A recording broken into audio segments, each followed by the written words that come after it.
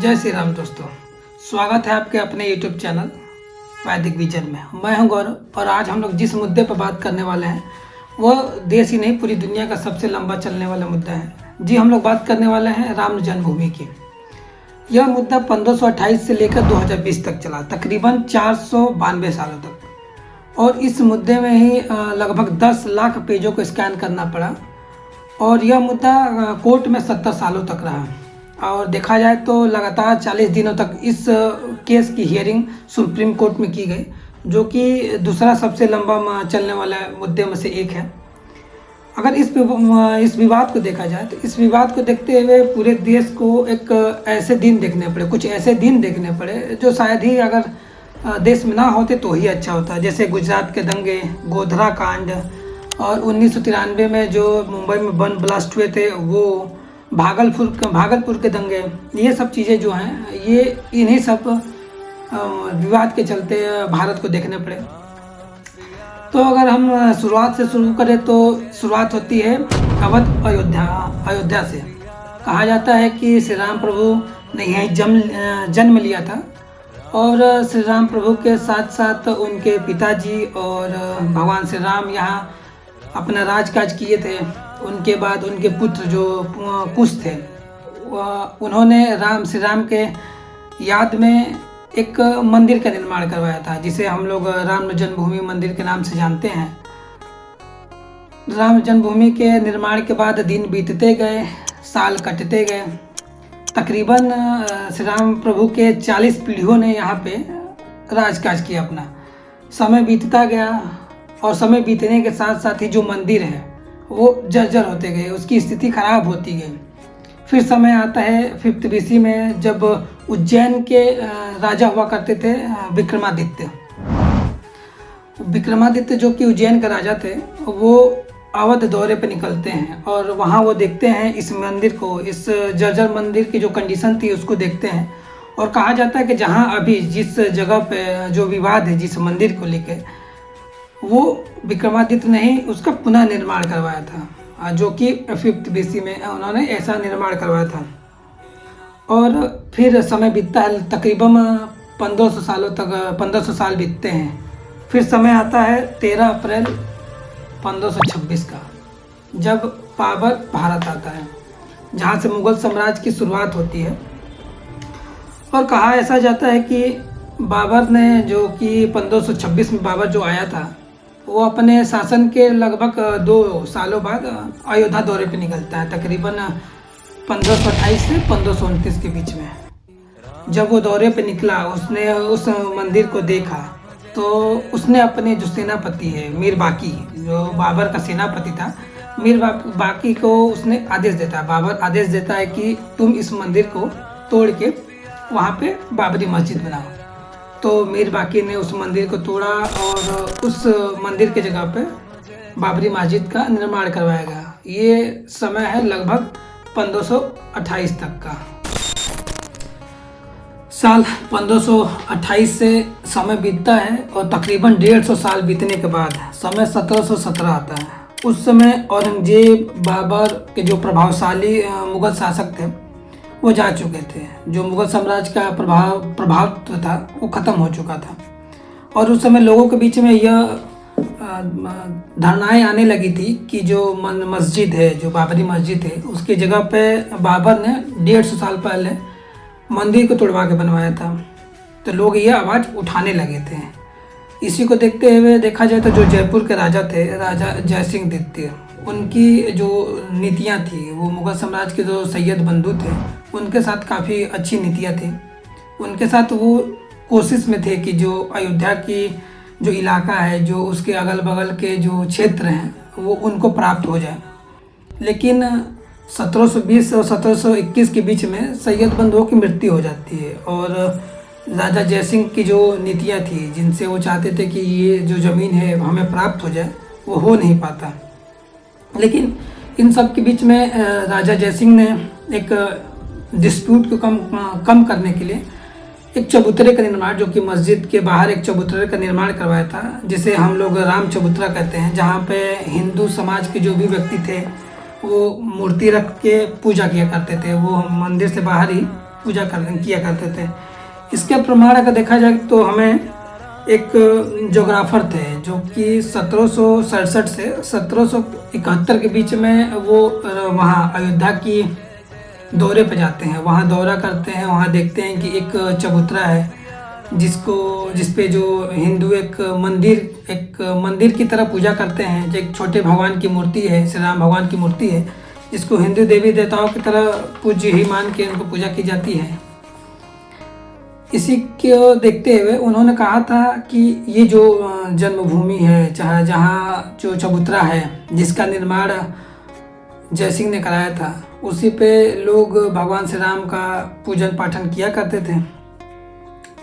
समय बीतता गया और समय बीतने के साथ साथ अंग्रेज़ों का प्रभुत्व, ब्रिटिश भारत में आते हैं, ब्रिटिश का प्रभुत्व चलता है और यह समय आ जाता है लगभग 1800 करीब।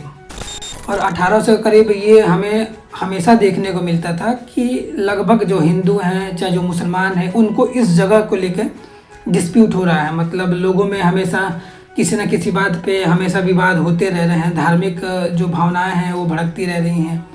इसी को देखते हुए ब्रिटिश के एक सर्वेयर थे मॉन्टी मेरी मार्टिन, जो कि 1838 के करीब में अयोध्या की पूरे सर्वे करते हैं। जो अयोध्या जो जन्मभूमि है, जहाँ पे ये मस्जिद है, जहाँ पे ये मंदिर है, उसके सर्वे करते हैं और वो अपनी पूरी रिपोर्ट बाकायदा ब्रिटिश सरकार को भी वो देते हैं और कहते हैं कि जो ये मस्जिद बनाए गए हैं, जो मस्जिद के पिलर हैं, उसमें जो कलाकृतियाँ हैं, चाहे जो लिखावट है, जो बनावट है, वो सब मंदिर से लिए गए हैं और ज़्यादातर ये प्रतीत होता है कि इसे तोड़ के ही बनाया गया है।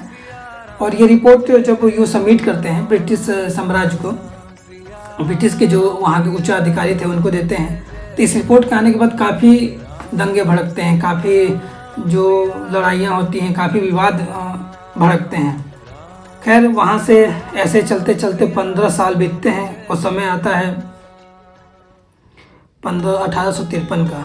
1853 में अगर देखा जाए तो जो अवध के जो अंतिम नवाब थे, नवाब वाजिद साहब, उस समय जो नवाब वाजिद शाह जो थे, जो कि ब्रिटिश हुकूमत के समय भी अवध के नवाब थे, वहाँ पे जो हिंदू समाज का जो निर्मोही अखाड़ा है, जो 14 अखाड़ों में से एक है हिंदू धर्म में, हिंदू समाज के जो है, वो उस समय आवाज़ उठाने लगे थे कि ये जो जगह है जहाँ पर मस्जिद बनाई गई है, उसको तोड़ के, मंदिर को तोड़ के ये जगह बनाई गई है, अतः ये जो ज़मीन है वो हिंदू को दे दी जाए ताकि वो वहाँ पूजन पाठन कर सकें, ताकि वो अपने जो रीति रिवाज है उनके साथ पूजन पाठन कर सकें।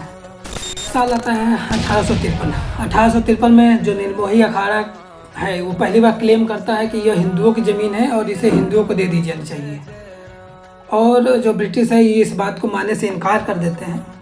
ये पहली बार था जब हिंदू और मुसलमान आपस में लड़े थे। ये पहली बार डिस्प्यूट हुआ था जो हिंदू मुसलमानों के बीच में डायरेक्ट डिस्प्यूट हुआ। 2 साल बीतते हैं और 1855 तक ऐसा हो गया था कि हिंदू भी उसी जगह पर पूजा करते थे और मुसलमान भी उसी जगह पर पूजा करते थे। फिर समय आता है 1857 का। 1857 का वो विद्रोह जिसे आप सभी अवगत हैं ही।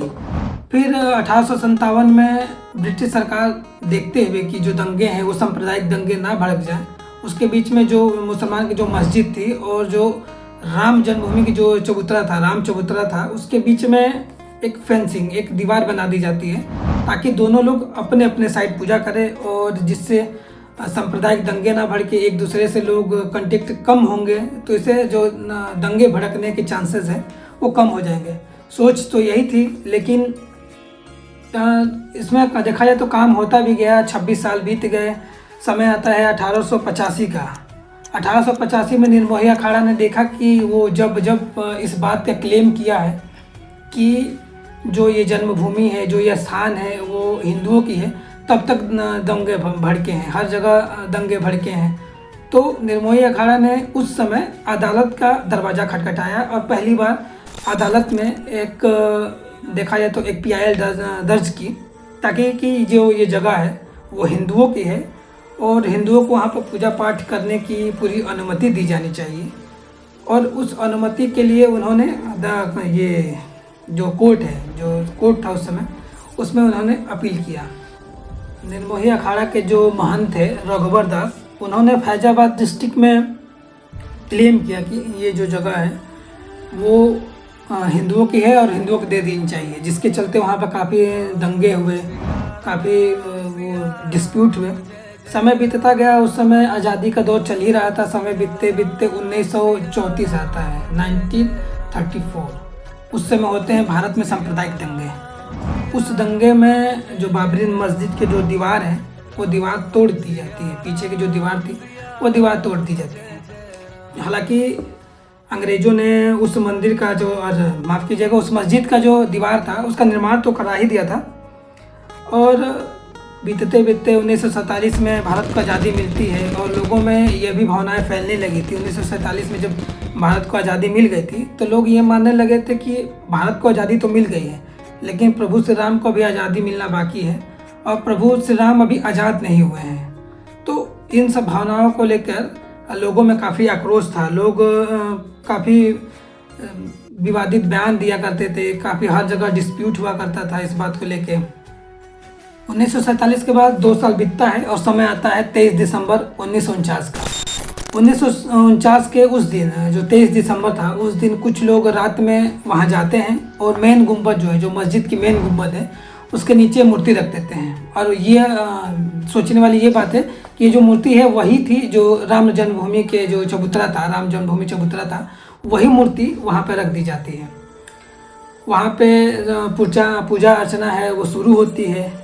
सुबह के जब लोग सुनते हैं कि वहाँ घंटियाँ बज रही हैं, तो जो हिंदू संप्रदाय के लोग थे वो उसको सपोर्ट करने के लिए, उसका समर्थन करने के लिए ज़ोरों शोरों से आते हैं। पुलिस आती है, जो मुस्लिम संप्रदाय के लोग हैं वो आते हैं, वो देखते हैं, वो विरोध करते हैं कि ये जो हो रहा है काफ़ी गलत हो रहा है।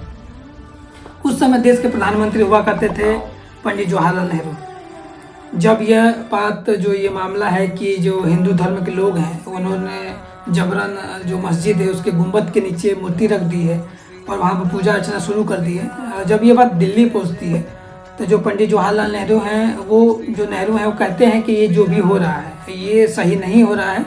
और जो पहले की स्थिति थी, किसी भी धर्म के लोग जो हैं वो किसी और धर्म के लोगों को आहूत करते बिना, चाहे उनको कुछ विवाद के बिना, ये सब ज़बरदस्ती करना अच्छा नहीं रहेगा। तो जो वहाँ के डीएम थे, जो अयोध्या के डीआईजी थे, उन के नायर, उनको पंडित जवाहरलाल नेहरू ने एक लेटर लिखते हैं और कहते हैं कि आप जाइए और वहाँ पे जो स्थिति है उसको रोकिए और जो पहले स्थिति थी उसके हिसाब से उसको फिर से सही कर दीजिए, ताकि मतलब जो पूर्व में स्थितियाँ थी कि राम चबूतरे पे हिंदू पूजा पाठ किया करते थे वो वहाँ करें, जो मस्जिद है उसको वहाँ से मूर्ति हटा दी जाए। तो जो के नायर हैं वो फिर रिप्लाई में, जो पंडित जवाहरलाल नेहरू का जो लेटर आया था, रिप्लाई में लिखते हैं कि ये जो स्थिति अभी है ये पुलिस की बस की बात अब नहीं रह गई है, क्योंकि यहाँ पे इतनी ज़्यादा भीड़ इकट्ठी हो गई है और अगर कुछ भी ऐसा एक्शन लिया जाता है तो बहुत बड़ा सांप्रदायिक दंगा हो सकता है। जो के नायर थे उन्होंने जो अपने लेटर लिखा था, जो रिप्लाई में जो प्रधानमंत्री जवाहरलाल नेहरू को जो उन्होंने लेटर लिखा था कि यहाँ पे जो स्थिति पैदा हो गई है वो काफ़ी सांप्रदायिक की स्थिति पैदा हो गई है, यहाँ पर पुलिस की बस की बात नहीं है, तो यहाँ वो कुछ ऐसा नहीं कर सकते। और उन्होंने ये भी लिखा कि जो पुनः स्थिति है ये इसलिए भी नहीं बनाई जा सकती क्योंकि जो हिंदू धर्म के जो पुजारी हैं जो वहाँ पूजा कर रहे हैं, अगर वो मूर्ति वहाँ से हटा के कहीं और रखेंगे तो वो उसको पाप मानेंगे, तो ये फिर से पुनः स्थिति ला पाना बहुत ही मुश्किल है। 23 दिसंबर से लगभग 4 दिन बीतते हैं और 27 दिसंबर 1949 को दिल्ली से एक और लेटर आता है। उसमें फिर से कहा जाता है कि आप जो स्थिति है उस स्थिति को बनाएं, कैसे भी करके बनाएं। इसके उपलक्ष्य में जो के नायर हैं वो अपना इस्तीफा लिख के प्रधानमंत्री को सौंप देते हैं तथा उसमें एक सुझाव देते हैं कि ये जो जगह है उस जगह को बाहर से जाली से ढक दिया जाए ताकि जो भी लोग हैं वो बाहर से देख सके, लेकिन कोई अंदर ना जा पाएगा। जब कोई अंदर नहीं जाएगा तो जो डिस्प्यूट होने के चांसेस हैं वो कम हो जाएंगे। जब ये सब मामला, जब ये लेटर प्रधानमंत्री के पास पहुंचता है तो प्रधानमंत्री ने उनका इस्तीफा स्वीकार तो नहीं किया, लेकिन जो उनका सुझाव था उन्हें काफ़ी अच्छा लगा और वो जो एरिया था उसको चारों तरफ से जाली से मतलब जालीनुमा से ढक दिया गया। और देखा जाए तो जो हिंदू समाज के जो पुजारी थे, चाहे जो हिंदू पक्ष में जो लोग थे, वो इस तरीके से बातें करने लगे थे, कहने लगे थे कि ये जो मूर्ति है उन्होंने वहाँ पे वो मूर्ति रखी नहीं है, बशर्ते भगवान श्री राम वहाँ स्वयं प्रकट हुए हैं। जब भगवान स्वयं जब उस जगह पर स्वयं प्रकट हुए हैं तो ये जगह हिंदुओं को दे देनी चाहिए। और जो जगह है वहाँ पे हिंदुओं को पूजा पाठ करने और उसकी जो धार्मिक आस्थाएं हैं उनको सही बनाने के लिए वहाँ पे उनको जगह, वो जो पूरी ज़मीन है वो हिंदुओं को दे देनी चाहिए और वहाँ पे मंदिर का निर्माण कर देना चाहिए। लेकिन जो सुप्रीम कोर्ट था, जो कोर्ट था, वो इस बात को इनकार कर देता है और सुप्रीम कोर्ट आदेश देता है कि वहाँ चाहे हिंदू हो चाहे मुसलमान हो, दोनों धर्म के लोगों की जो एंट्री है वहाँ पर बैन कर दी जाती है। क्योंकि अगर दोनों लोगों को किसी एक पक्ष में अगर उस समय निर्णय दिया जाता तो काफ़ी विवाद और काफ़ी दंगे भड़क सकते थे। तो सुप्रीम कोर्ट ने दोनों पक्ष का जो एंट्री था उस पर बैन कर दिया जाता है। ये समय वही था जब पहली बार ये शब्द आया कि जो ये ढांचा है, जो चाहे जो मस्जिद है चाहे जो मंदिर है, ये जो जगह है पूरा डिस्प्यूट, यह वही समय था जब कोर्ट ने इस जगह को विवादित ढांचा कहा था। पहली बार टर्म यहीं से निकला था। इसी को देखते हुए जो सुन्नी बोर्ड है, जो मुसलमानों ने एक सुन्नी बोर्ड का निर्माण किया और वो अपने पक्ष में इस ज़मीन को लाने के लिए कि ये जो पूरी ज़मीन है, जो पूरा मस्जिद है वो मुसलमानों का है, उन्होंने भी एक कोर्ट में केस फाइल किया और कहा कि पूरी ज़मीन मुसलमानों को दे दी जानी चाहिए और हिंदू जो भी हैं उनके वहाँ पे जाने पर पूरी रोक लगा देनी चाहिए। लगभग 15 से 20 से 25 साल बीतते हैं, काफ़ी धीरे धीरे सुस्त निर्णय होते हुए धीरे धीरे बीतते जाते हैं। 20 से 25 साल बीते, 1980 का दौर आता है जब जनसंघ से भारतीय जनता पार्टी है वो अलग होती है और एक नई पार्टी भारतीय जनता पार्टी का निर्माण होता है। और तब ये होता है कि जो हिंदुवादी चरित्र की एक पार्टी है बीजेपी, वो एक राजनीतिक पार्टी आ गई है और वो अब जो हिंदू के जो गठबंधन है, जो उनकी जो मांगे हैं उनको पूर्ण करने के लिए काफ़ी आगे आएगी। उस समय जो बीजेपी की जो हिंदुवादी जो संगठन थे, जैसे विद्यार्थी परिषद, बजरंग दल, आरएसएस, काफ़ी एक्टिव होने लगे थे और ये बीजेपी की जो पार्टियाँ थी, जो पॉलिटिकल पार्टी थी, उसको भी माना जाता है कि ये इन्हीं से बने हुए एक दल है।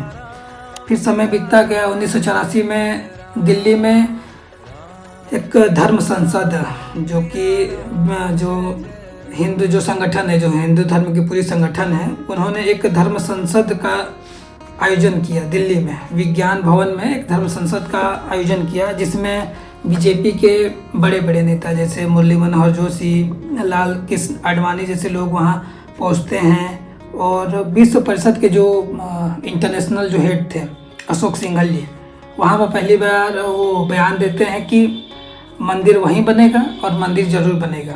इस तरह की बातें होती हैं और वो कहते हैं कि हमें एक यात्रा निकालना है, एक यात्रा निकलेगी जिसमें सीतामढ़ी से अयोध्या तक यात्रा निकलेगी और इसमें लोगों को अपील की जाती है कि वो शिलालेख से जो ईंटें हैं उस पर राम लिखा हुआ हो वो दान करें। ये बात चल ही रही थी कि लगभग 6 महीने बाद इंदिरा गांधी जी की मौत हो जाती है और ये जो पूरी की पूरी जो निर्णय लिया गया था कि जो यात्रा निकलेगी, जो हिंदू सभा ने जो यात्रा निकालने की एक निर्णय लिया था, उसको रोक दी जाती है, टल जाती है।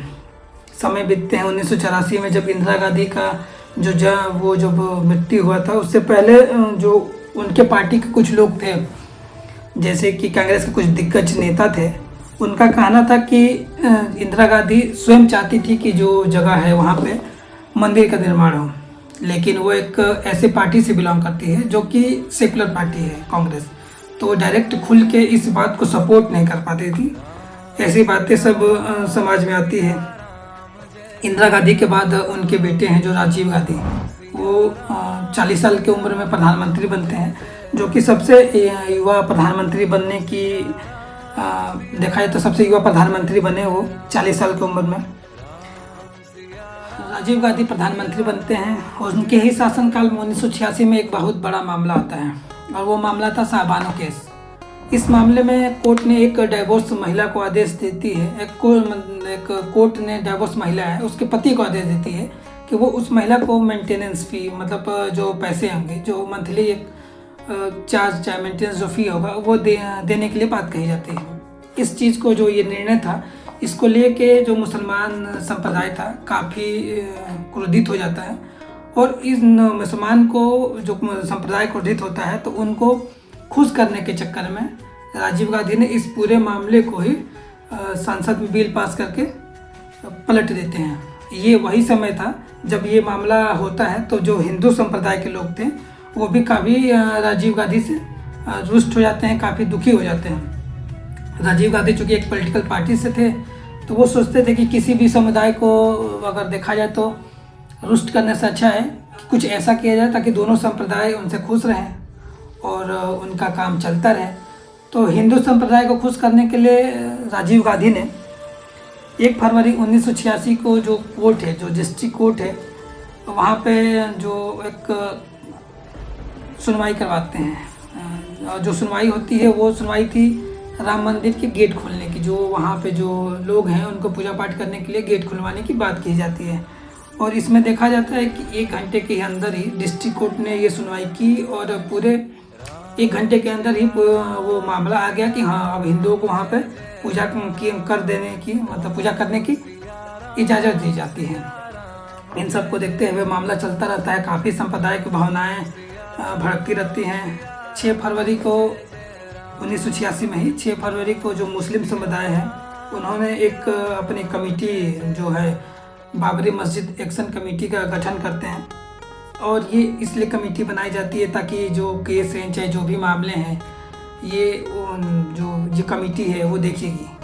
क्योंकि इसी बीच में जो इलाहाबाद हाई कोर्ट है उसका निर्णय आता है और उसने वो ये बयान देता है कि नहीं, अब जो भी मामले हैं, चाहे जो भी लोग हैं, उनको, चाहे वो मुस्लिम संप्रदाय को हों चाहे वो हिंदू संप्रदाय को हो, अब वहाँ जाने की, चाहे पूजा अर्चना करने, चाहे नमाज पढ़ने की जो अनुमति है वो अंदर जाने से रोक दी जाती है कि वहाँ कोई अंदर नहीं जाएगा। ये पूरा मामला काफ़ी सांप्रदायिक हो चुका है। अब समय आता है 25 सितंबर 1990 का। ये वो समय था जब लाल कृष्ण आडवाणी, जो कि बीजेपी के एक बहुत बड़े नेता होते थे, मतलब थे, वो एक रथ यात्रा निकालने की बात करते हैं। यह रथ यात्रा सोमनाथ से अयोध्या निकाली जानी थी। 25 सितंबर को ये रथ यात्रा सोमनाथ से शुरू होती और 30 अक्टूबर 1990 को यह अयोध्या में समाप्त होती है। इस रथ यात्रा में, ये जो रथ यात्रा है जहाँ जहाँ से गुजरती, चाहे वो कर्नाटक हो, आंध्र प्रदेश हो, वहाँ पे देखा गया कि काफ़ी दंगे भड़कने लगे थे, क्योंकि ये जो शोभा यात्रा थी इसमें ये था कि 30 सितंबर को ये अयोध्या जाएगी और लोगों से अपील की गई थी कि इसमें ज़्यादा से ज़्यादा लोग सम्मिलित हों। जब ये रथ यात्रा गुजरात से गुजर रही थी, तो गुजरात से गुजरते समय जो भी रख रखाव, चाहे जो भी निर्णय, चाहे जो भी कार्रवाई जो करनी थी, वो सब अभी हमारे जो प्रधानमंत्री हैं नरेंद्र मोदी, उन्हीं के हाथों में था।